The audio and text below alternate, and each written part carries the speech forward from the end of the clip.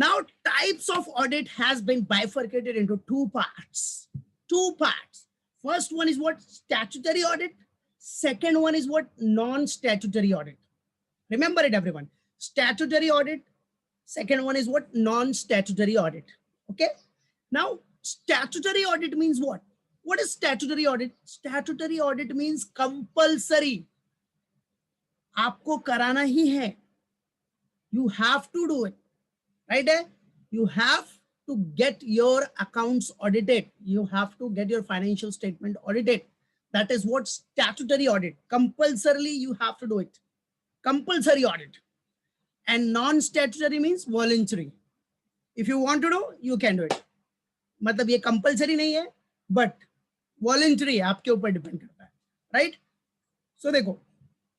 Now in compulsory audit, example like जैसे company को audit कराना कंपलसरी है, बैंक्स को कंपलसरी है, insurance company, cooperative society, trust, बहुत सारे एटसेट्रा.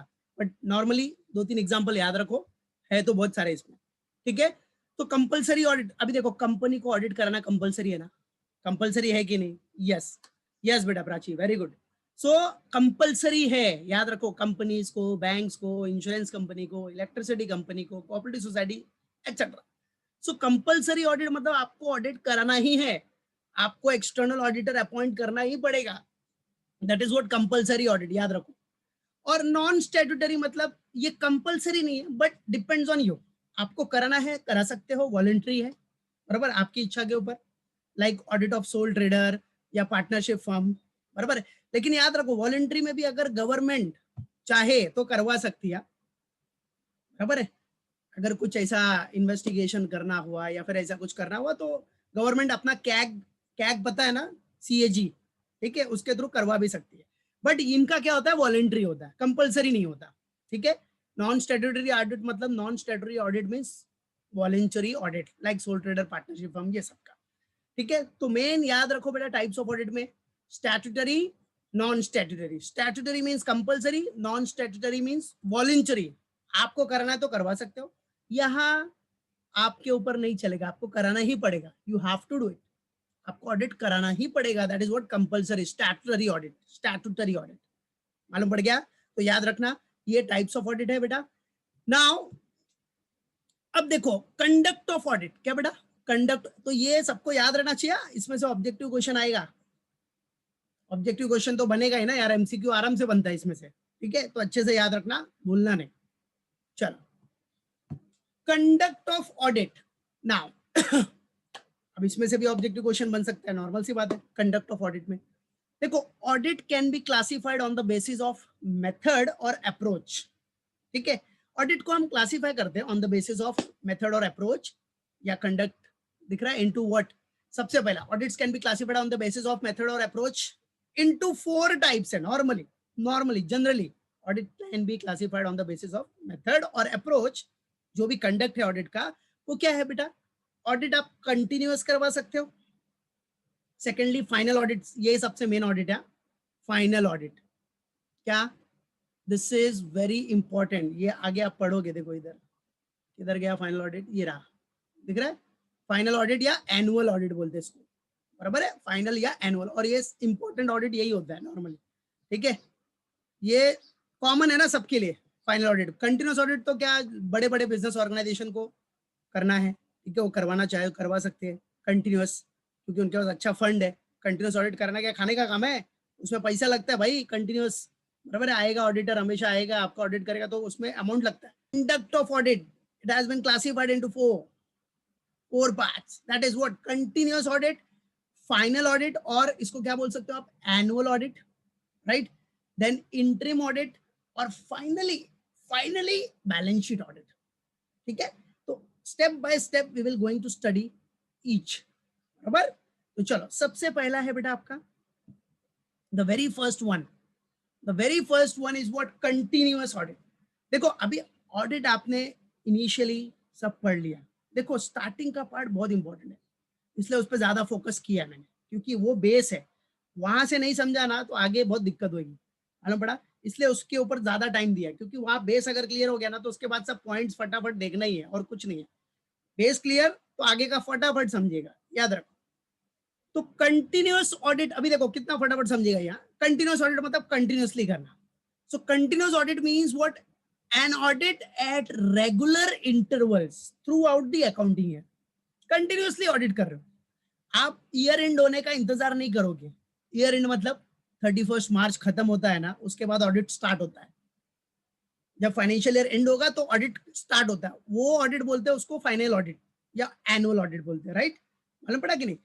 तो वो फाइनल ऑडिट में देखेंगे. फिलहाल कंटिन्यूस ऑडिट में ऐसा नहीं होता, हम ईयर एंड होने का इंतजार नहीं करते, हमारा ऑडिट कंटिन्यूस रहता है, राइट है. Throughout the accounting year continuous audit रहेगा. So an audit at regular intervals पे चलते रहेगा, बराबर है. रेगुलर इंटरवल्स पे वो ऑडिट कंटिन्यू रहेगा. So continuous audit is necessary where the volume. अब नॉर्मल सी बात है बेटा, कंटिन्यूस ऑडिट क्यों नेसेसरी है, why is it necessary? Because your volume of transaction is large, बहुत ज्यादा ट्रांजेक्शन है, बड़ी कंपनी है, बराबर. तो कंटिन्यूस ऑडिट करना जरूरी है, उनको करना ही पड़ता है बेटा, मालूम पड़ा. तो फाइनल ऑडिट में जो बर्डन आएगा ना, वो आप सोच भी नहीं सकते, right. So continuous audit is necessary where the volume of transaction is very large, and continuous audit is necessary where the system of internal control or internal check is weak. अगर आपका इंटरनल कंट्रोल सिस्टम इतना strong नहीं है या internal check system भी अगर इतना strong नहीं है, तो आप कंटिन्यूस ऑडिट आपको करना चाहिए, बराबर है. सो ये नॉर्मल बेसिक मीनिंग है, मतलब बेसिक एक्सप्लेनेशन है. फिलहाल ये याद रखो सब लोग, continuous audit means what, an audit at regular intervals throughout the accounting year. Continuously हो रहा है ना बेटा, अकाउंटिंग ईयर में आपका ऑडिट चलते रहेगा, पूरे अकाउंटिंग ईयर में ऑडिट चलते रहेगा. हम 31 मार्च खत्म होने का इंतजार नहीं करेंगे कि भाई अरे 31 मार्च खत्म हो उसके बाद ऑडिट करें, नहीं. ये कंटिन्यूअस है, वो चलते रहेगा, रेगुलर इंटरवल्स पे चलते रहेगा, बराबर है. मालूम पड़ा कि नहीं. तो दैट इज व्हाट, नाम से ही मालूम पड़ता है ना, कंटिन्यूअस ऑडिट. आएगा सी आएगा, हफ्ते में आएगा, 1 महीने में आएगा, 2 महीने में, बीच बीच में आएगा, ऑडिट करके जाएगा, बराबर है. मालूम पड़ा कि नहीं, रेगुलर इंटरवल्स पे याद रखना. This is what continuous audit. अब बेटा सबसे बड़ी बात है कि भाई आखिर कंटिन्यूअस ऑडिट का फायदा क्या है, व्हाट आर द एडवांटेजेस. अरे भैया बहुत एडवांटेज है राजा कंटिन्यूअस ऑडिट का. तो क्या एडवांटेज है? सबसे पहली बात तो अगर आपका कंटिन्यूअस ऑडिट हो रहा है तो आपका फाइनल अकाउंट फटाफट बन जाएगा, सब ऑडिटेड रहेगा. आपको वो 31 मार्च का वेट करना नहीं है, उसके बाद ऑडिट होगा, सब देखेंगे, ऐसा कुछ टेंशन नहीं. यहाँ क्या होगा, सब ऑडिट हो ही रहा है कंटिन्यूअसली, तो फाइनल अकाउंट भी अपना एकदम ट्रू एंड फेयर व्यू सब फटाफट बन जाएगा, कोई टेंशन नहीं. अब इससे क्या होगा, अगर आप कंटिन्यूअस ऑडिट करा रहे हो तो डिविडेंड भी दे दोगे शेयर होल्डर्स को, क्योंकि सब ऑडिट हो चुका है, everything is clear. So company can prepare interim accounts also and pay even interim dividend to the shareholders. अभी कंटिन्यूअस ऑडिट हो रहा है, रेगुलर इंटरवल्स पे हो रहा है, तो आप इंटरिम डिविडेंड भी तो दे सकते हो. अभी इंटरिम डिविडेंड पता है ना सबको, everyone knows about this, what is interim dividend. Final dividend पता है, फाइनल डिविडेंड मतलब जो ईयर एंड के बाद मिलता है, एक साल जब खत्म होता है उसके बाद जो डिविडेंड मिलेगा, that is what final dividend. Interim dividend पता है सबको, मैसेज चैट बॉक्स में डाल सकते हो. Interim dividend everyone knows it, पता है कि नहीं. हाँ बराबर, करेक्ट. कुछ लोगों को नहीं पता है, कुछ लोगों को पता है, ठीक है.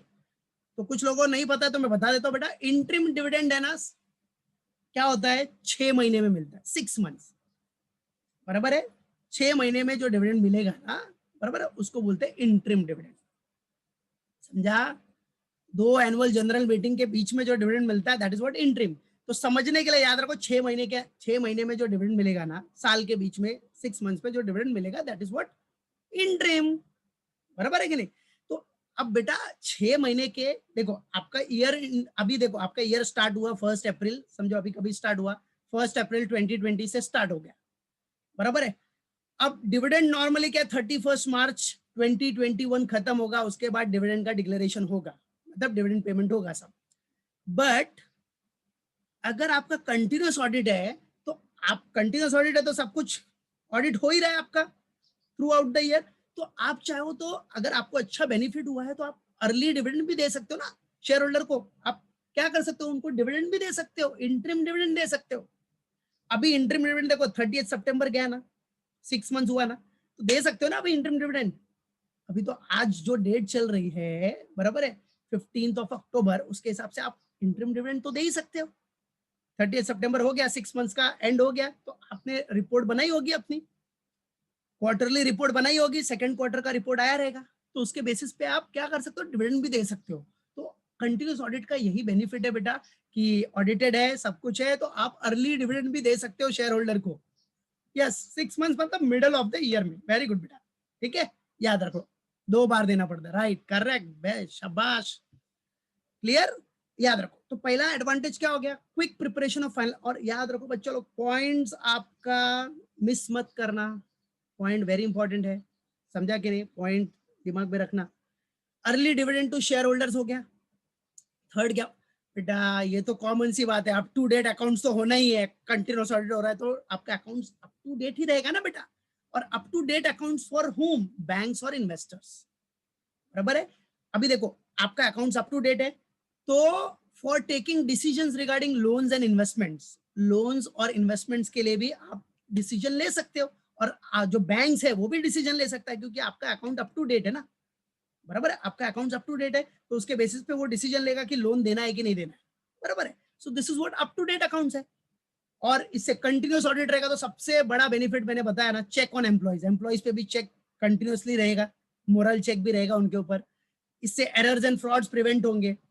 फैमिलियरिटी विद क्लाइंट बिजनेस, अब बेटा ये तो कॉमन पॉइंट है ना, फैमिलियरिटी विद क्लाइंट बिजनेस मतलब क्या, अभी जो ऑडिटर है, जो सीए है, वो कंटिन्यूसली आ रहा है क्लाइंट के पास, वो कंटिन्यूसली आ रहा है, तो एकदम फैमिलियर हो जाएगा ना, एकदम जान पहचान अच्छे से बन जाएगी, सब कुछ पहचान जाएगा क्या क्या है, फैमिलियरिटी विद पूरा क्लाइंट बिजनेस का उसको नॉलेज हो जाएगा, सब कुछ एवरीथिंग पूरा कनेक्टेड है यार, कंटिन्यूस है, बराबर है कि नहीं। तो वो फैमिलियरिटी विद क्लाइंट बिजनेस रहेगा उसका आराम से।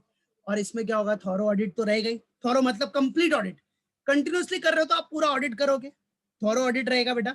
और आप क्या, आपका सबसे बड़ा एडवांटेज क्या है, जो ऑडिट स्टाफ है, ऑडिट स्टाफ को आप यूटिलाइज कर सकते हो, बराबर है, पूरा कंटिन्यूस ऑडिट है ना, तो सबको आप यूटिलाइज कर सकते हो, सबको डिवीजन ऑफ वर्क इजीली दे के आप उनका क्या कर सकते हो, यूटिलाइजेशन कर सकते हो, कि फ्री नहीं बैठेंगे। सो utilisation of audit staff.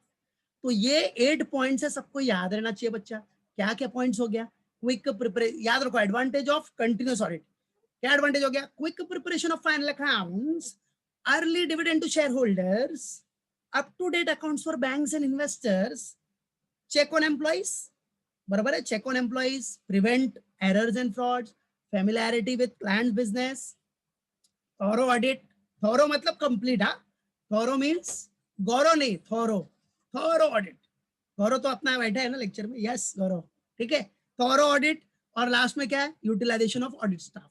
So these all are the advantages, क्या है, एडवांटेजेस, समझा, मालूम पड़ा, क्लियर है, पक्का, क्लियर, मालूम पड़ गया, हाँ याद रख। यस बेटा Jainil, yes, in addition to final dividend, right, correct. और यस बेटा ऑडिट है ना, तो ऑडिट अपना कौन करेगा, ऑडिटर ही करेगा, यस, करेक्ट, या बरोबर।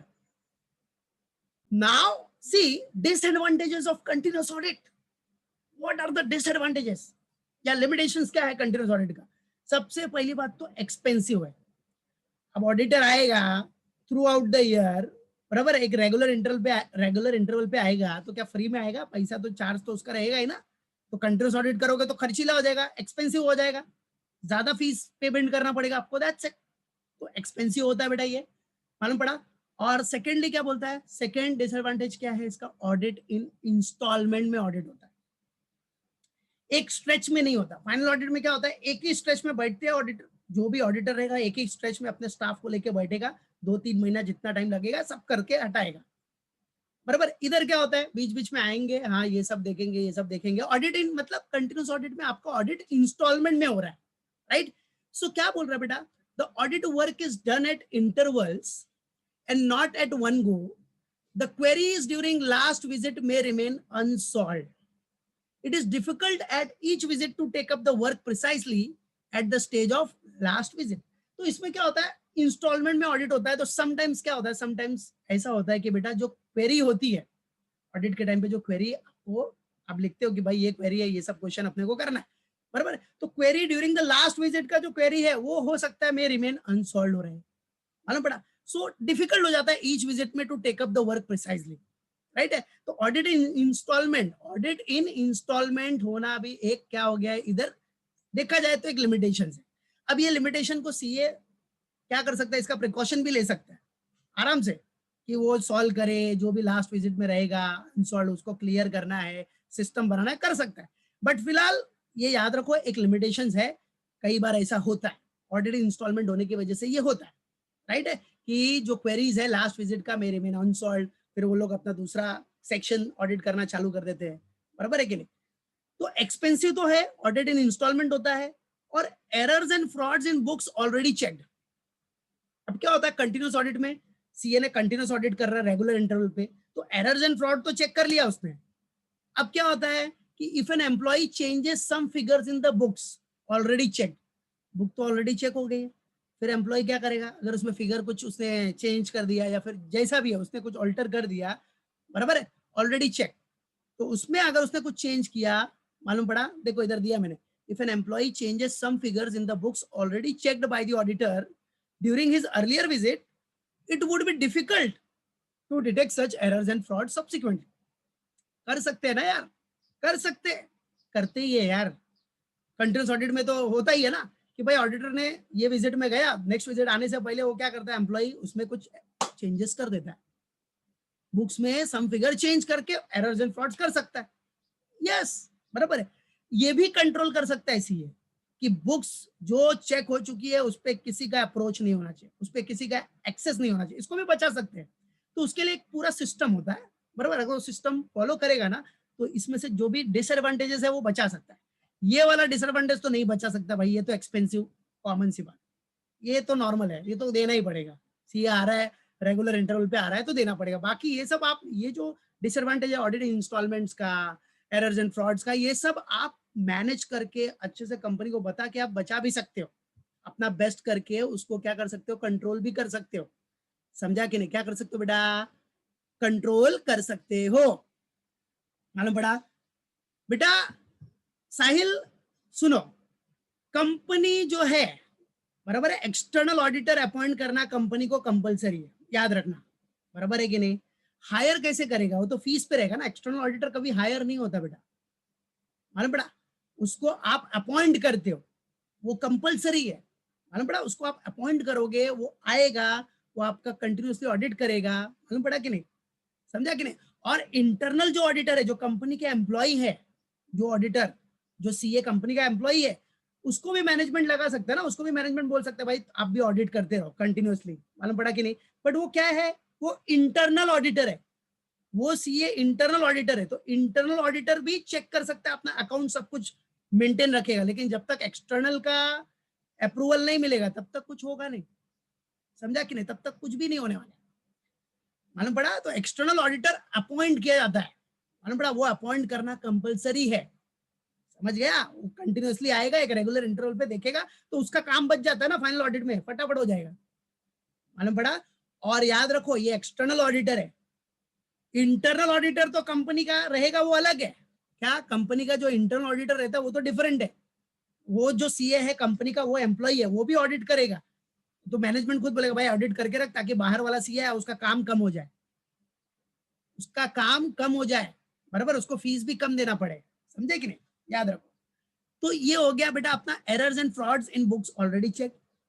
अब देखो सबसे नेक्स्ट डिसएडवांटेज क्या है, disrupt accounts work, yes, CA आएगा, उसके स्टाफ आएंगे बीच बीच में, बराबर है, frequent visit by audit staff disrupt the work of account staff, yes, तो इससे अकाउंट स्टाफ का काम भी बीच में डिसरप्ट होता है, the day to day accounting may suffer if the accountants have to attend to audit work every now and then, तो इससे उनका अकाउंट्स वर्क भी डिसरप्ट होता है, बीच बीच में ऑडिटर आएंगे, उनके स्टाफ आएंगे, तो होता ही है ना। अभी आप लोग में से कितने बच्चे जाएंगे जब, बराबर, आर्टिकलशिप में या सीए के अंडर में जॉब करने, बराबर, तो ये सब आप बीच बीच में जाओगे किसी कंपनी में ऑडिट करने, अगर वो कंटिन्यूस ऑडिट के लिए भेज रहा है सीए, अब सीए भेज रहा है मतलब आप उसके स्टाफ हो तो भेज रहा है उसके क्लाइंट के पास, तो बीच बीच में वो क्या होता है, वो अकाउंट्स का वर्क उनका डिसरप्ट होता है, आप अकाउंटेंट को बुलाओगे भाई ये बताओ मुझे, ये बताओ वो बताओ, तो उनका जो डेली रूटीन का काम है वो डिसरप्ट होता है, तो ये भी एक लिमिटेशन हो गया, याद रखो, डिसरप्ट अकाउंट्स वर्क।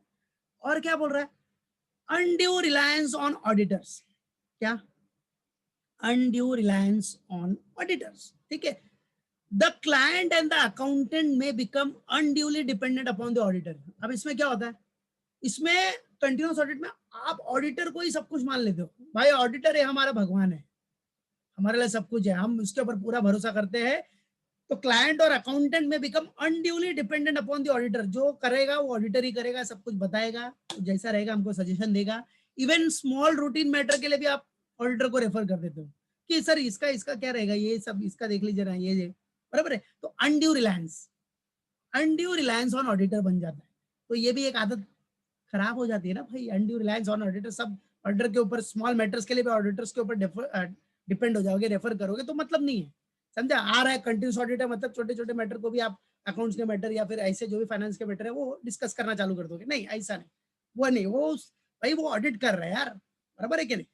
तो ये सब डिसएडवांटेज का पॉइंट याद रखो। मेन क्या क्या डिसएडवांटेज हो गया, एक्सपेंसिव है, ऑडिट इन इंस्टॉलमेंट्स है, errors and frauds in books already checked है, डिसरप्ट्स अकाउंट्स वर्क है, और undue reliance on auditors. What undue reliance on auditor, point याद रखना, बोलो फिर से एक बार, क्या क्या, expensive, audit in instalments, errors and frauds in books already checked, disrupts account work, and undue reliance on auditors. ठीक है, यहां क्या बोल रहा है, फाइनल और एनुअल ऑडिट। सो फाइनल और annual audit means an audit taken up after the end of the accounting year. जब अकाउंटिंग ईयर खत्म होगा 31 मार्च, जब खत्म होगा ना 31 मार्च, उसके बाद ये स्टार्ट होता है। और उसके बाद स्टार्ट होगा ना एक ही स्ट्रेच में, जब तक खत्म नहीं हो जाएगा तब तक